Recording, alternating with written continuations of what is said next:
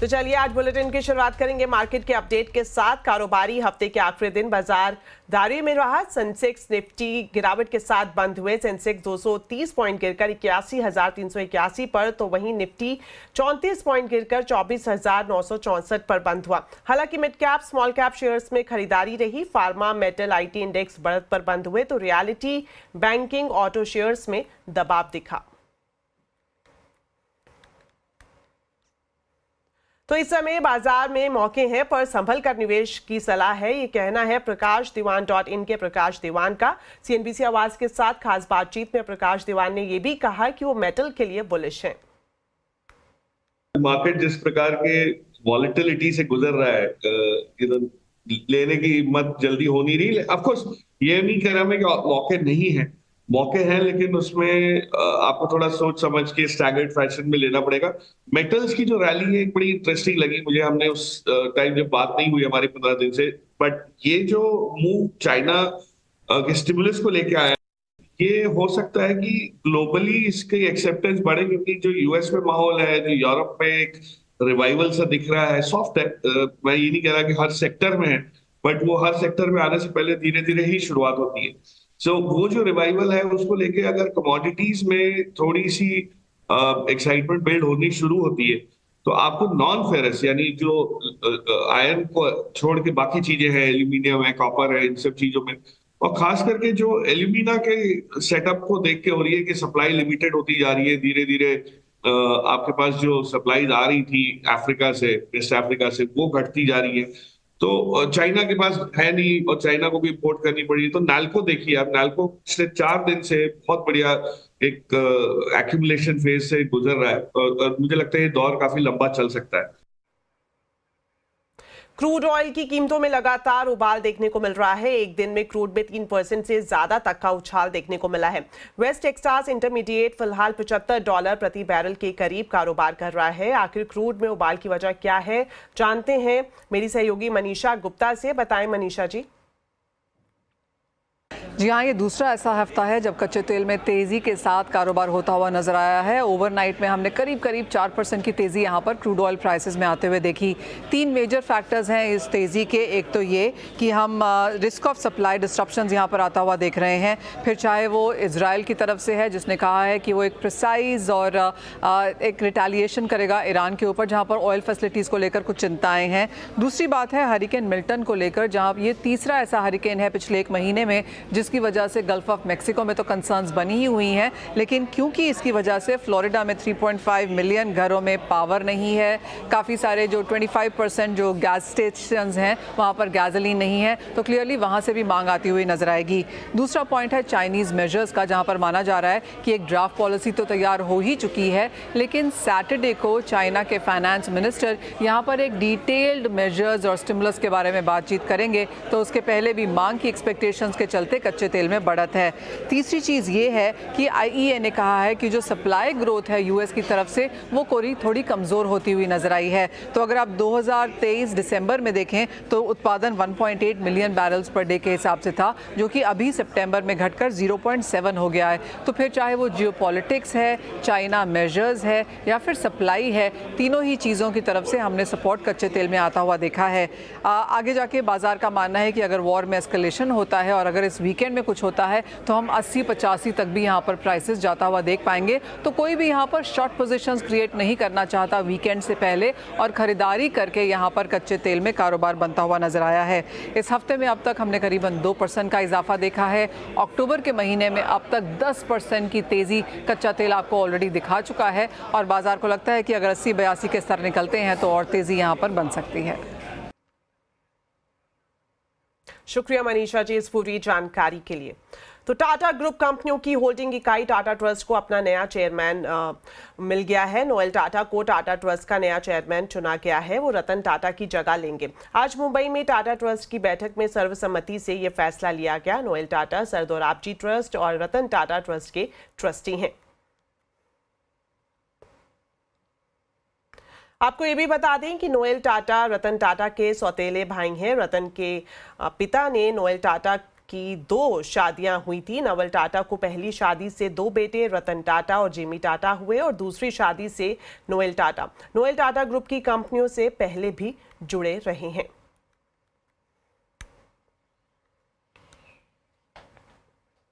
मुंबई और नवी मुंबई के लिए आज का दिन बड़ा दिन है। शहर को एक और इंटरनेशनल एयरपोर्ट की सौगात मिलने वाली है। इस दिशा में एक बड़ा माइलस्टोन आज पूरा कर लिया गया है। रनवे का आज टेस्ट हुआ। आज एयरफोर्स की ट्रांसपोर्ट फ्लाइट ने यहां से टेक ऑफ किया और फिर लैंडिंग की। लैंडिंग के वक्त फ्लाइट को वाटर कैनन की सलामी भी दी गई। इस मौके पर मुख्यमंत्री एकनाथ शिंदे, डिप्टी सीएम देवेंद्र फडणवीस भी मौजूद थे। कमर्शियल फ्लाइट्स भी यहां से मार्च 2025 तक शुरू हो जाएंगी। ज्यादा डिटेल्स दे रही हैं मेरी सहयोगी मदीहा। आज एक बहुत बड़ा दिन है नवी मुंबई इंटरनेशनल एयरपोर्ट के लिए। आज जो इंडियन एयरफोर्स का C295 ट्रांसपोर्ट एयरक्राफ्ट है उसने आज यहाँ लैंडिंग करी। यहाँ 2 रनवेज हैं। उस एक रनवे पे जो सदर्न रनवे कहलाया जाता है उस पर इस C295 ट्रांसपोर्ट एयरक्राफ्ट ने लैंडिंग करी। ये एक बहुत बड़ा दिन है बिकॉज ये दिखाता है कि रनवे रिलायबल है, रेडी है और एक केपेबल है कमर्शियल फ्लाइट्स लैंड करने के लिए, टेक ऑफ करने के लिए। महाराष्ट्र के मुख्यमंत्री एकनाथ शिंदे, डेप्यूटी मुख्यमंत्री देवेंद्र फडणवीस और minister of state civil aviation के जो है मुरलीधर मोहाल, वो भी यहाँ पे मौजूद थे इस लैंडिंग को विटनेस करने के लिए। चीफ मिनिस्टर एकनाथ शिंदे ने मीडिया से बात करते हुए कहा कि ये बहुत बड़ा दिन है गवर्नमेंट के लिए भी। उन्होंने कहा कि वो तैयार है फ्लाइट के लिए भी और फाइट के लिए भी। उनके ये वर्ड्स इस समय पे आते हैं जब महाराष्ट्र इलेक्शंस के लिए तैयारी कर रहा है। What the chief minister said is airport March 2025 तक ऑपरेशनल हो जाएगा कमर्शियल फ्लाइट्स के लिए, या उसके पहले भी ऑपरेशनल हो सकता है। बहुत दिनों से, बहुत सालों से मुंबई को इंतजार रहा है एक नए हवाई अड्डे का, एक नए एयरपोर्ट का, और ये एक बहुत ही ऐतिहासिक दिन है कि आज यहाँ पे एयरफोर्स के एयरक्राफ्ट की लैंडिंग हुई है और अब कुछ ही महीनों में कमर्शियल फ्लाइट्स भी शुरू होंगे, ऐसा कहा जा रहा है। प्रधानमंत्री नरेंद्र मोदी ने 19वें पूर्वी एशिया शिखर सम्मेलन को संबोधित किया, जिसमें उन्होंने जल्द शांति बहाली पर जोर दिया। विश्व में शांति के महत्व पर जोर देते हुए प्रधानमंत्री मोदी ने कहा कि वो बुद्ध की धरती से आते हैं और ये युद्ध का युग नहीं है। समस्याओं का समाधान कभी भी रणभूमि से नहीं निकल सकता।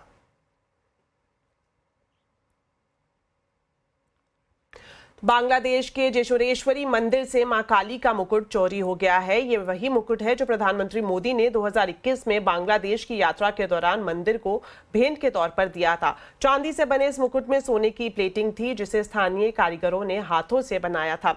घटना के बाद भारतीय उच्चायोग ने मामले को संज्ञान में लेते हुए भारत ने पूरे मामले की जांच और जरूरी एक्शन लेने की मांग की है। आपको बता दें कि जिस मंदिर से ये मुकुट चोरी हुआ है वो हिंदू धर्म प्राचीन परंपरा में 51 शक्ति पीठों में से एक है। महादेव बैटिंग ऐप मामले में भारतीय एजेंसियों को एक बड़ी सफलता मिली है। बैटिंग ऐप के मुख्य आरोपी सौरभ चंद्राकर को दुबई से गिरफ्तार कर लिया गया है। विश्वसनीय सूत्रों से ये जानकारी मिली है कि चंद्राकर को इंटरपोल ने डिटेन कर लिया है। बताया जा रहा है कि केंद्रीय जांच एजेंसी ईडी की पहल पर इंटरपोल ने ये कार्रवाई की है। इसके बाद उसे वापस भारत लाने की प्रक्रिया भी शुरू हो गई है। सौरभ चंद्राकर के ऊपर 6,000 करोड़ रुपए की गड़बड़ी का आरोप है।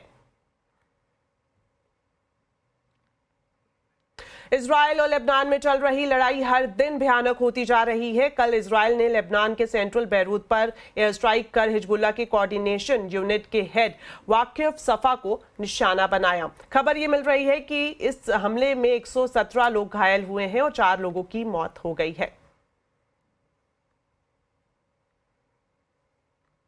जापान में हिरोशिमा और नागासाकी के परमाणु धमाकों में बचने वाले लोगों के एक समूह को इस साल नोबेल शांति पुरस्कार मिला है।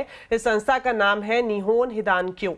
ओस्लो में हुए एक कार्यक्रम में इसकी घोषणा की गई। कार्यक्रम के दौरान नोबेल समिति के अध्यक्ष जॉर्जेन वॉटने फ्राइडनेस ने कहा कि समूह ने परमाणु निषेध कार्यक्रम को लेकर अहम योगदान दिया है। इस साल शांति के नोबेल पुरस्कार के लिए 286 उम्मीदवारों को नामित किया गया था, जिसमें 197 लोग और नवासी संस्थाएं शामिल हैं। निहोन हिदानक्यो की वेबसाइट के अनुसार 1956 में स्थापित ये किया गया था और ये संगठन जापान में हुए परमाणु हमलों में बचने वाले लोगों को दुनिया भर में भेजती है। समूह के लोग परमाणु हथियारों से हुई भयानक तबाही और उसकी वजह से होने वाली पीड़ा को दुनिया भर में लोगों के सामने रखते हैं।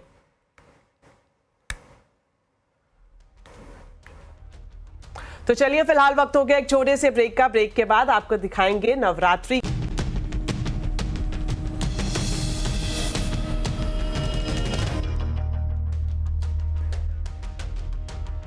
ब्रेक के बाद आपका स्वागत है और अब बुलेटिन में आपको दिखाते हैं नवरात्रि की रौनक।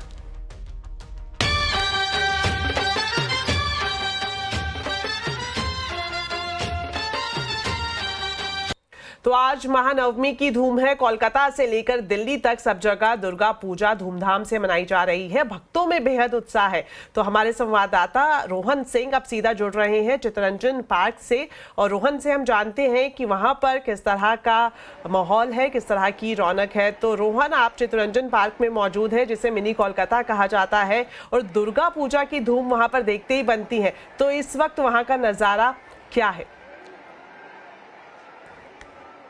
जी दीपाली, मैं बिल्कुल आपको दिखाना चाहूँगा दिल्ली का सबसे बड़ा और सबसे भव्य माना जाता है चित्तरंजन पार्क का दुर्गा पूजा। और मैं इस वक्त मेला ग्राउंड में, जो सबसे बड़ी यहाँ की जो आयोजन होता है, कई सारे आयोजन होते हैं लेकिन सबसे बड़ा मेला ग्राउंड है, मैं इस वक्त यहीं पे हूँ।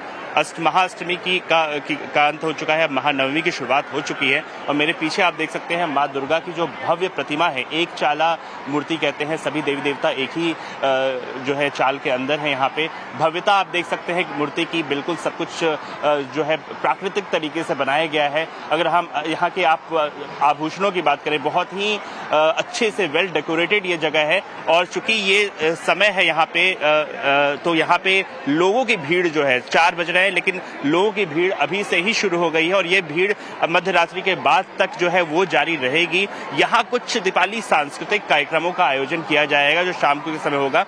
सबसे जो इम्पोर्टेंट है, लगभग 7 बजे के लगभग धुनुची डांस जो है वो यहाँ होगा।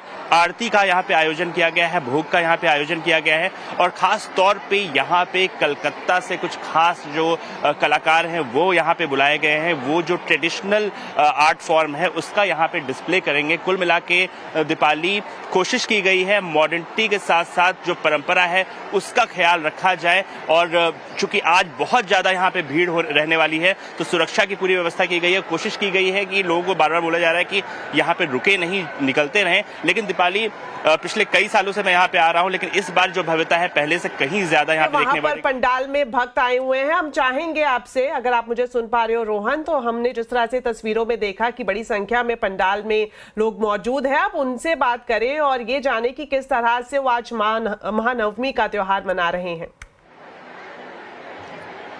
जी दीपाली, मैं यहाँ पे बात करने की कोशिश करता हूँ लोगों से जो यहाँ पे आए हैं पूजा देखने के लिए। ये बताइए, इस बार का आयोजन कैसा लग रहा है आपको? बहुत अच्छा लग रहा है, बहुत अच्छा लग रहा है। जी, बहुत अच्छा लग रहा है। हाँ। आप बताइए। बहुत ही अच्छा रहा, बहुत ही बढ़िया। देवी माँ की कृपा हमेशा सबके लिए बनाए रखे। आप अभी ही आ गए हैं, अभी तो 4 ही बज रहे हैं, लेकिन अभी आ गए हैं। आप कल लोग क्या प्लानिंग क्या है आप लोग की? अभी पूरा पंडाल देखा नहीं है, अभी सिर्फ एक ही देखा है, बट अभी जाएंगे।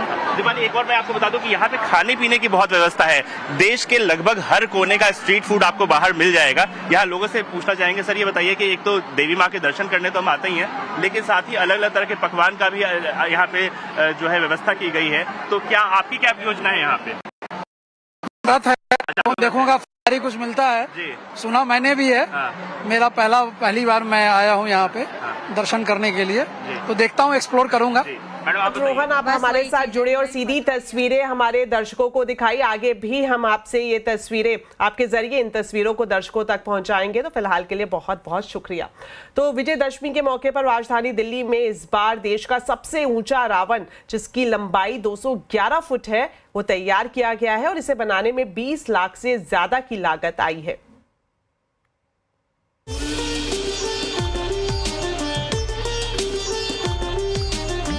ये दिल्ली की द्वारका में बना सबसे लंबा रावण का पुतला है। ये आसपास की इमारतों से भी ऊंचा है।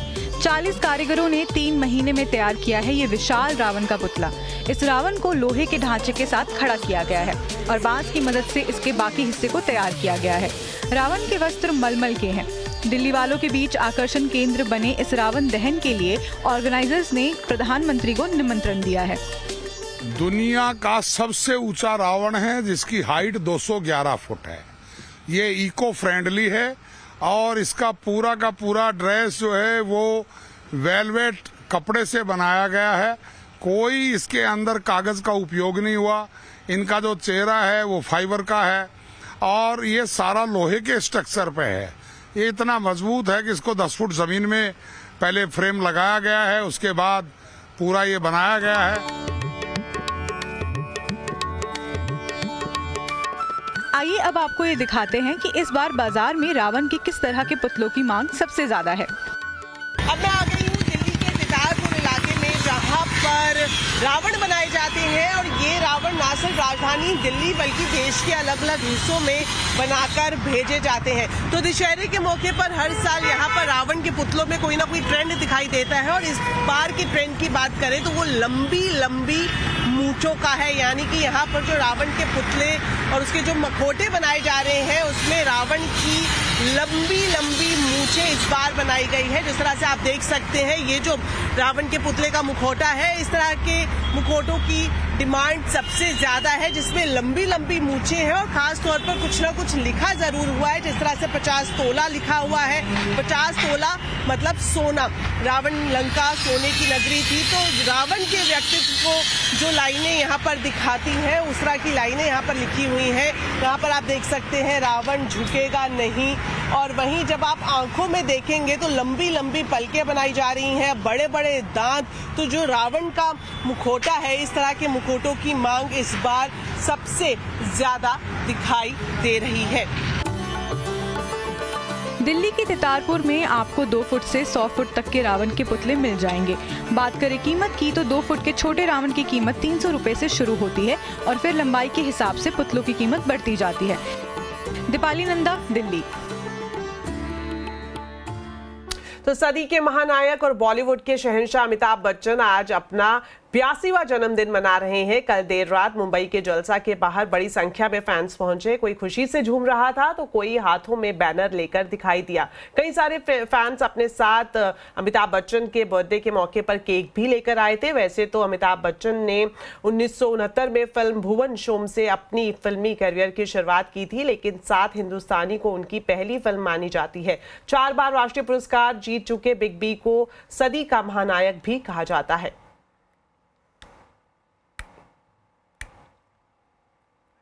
चलिए अब आपको बताते हैं आज के कंज्यूमर अड्डा के टॉपिक के बारे में। ऑफिस का स्ट्रेस अब जानलेवा साबित हो रहा है।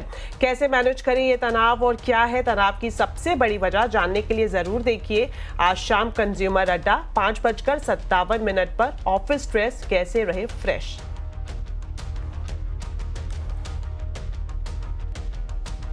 तो चलिए फिलहाल इस बुलेटिन में इतना ही। आप खबरों पर अपडेट रहें, CNBC आवाज से जुड़े रहें हमारे सोशल मीडिया हैंडल्स के जरिए। नमस्कार।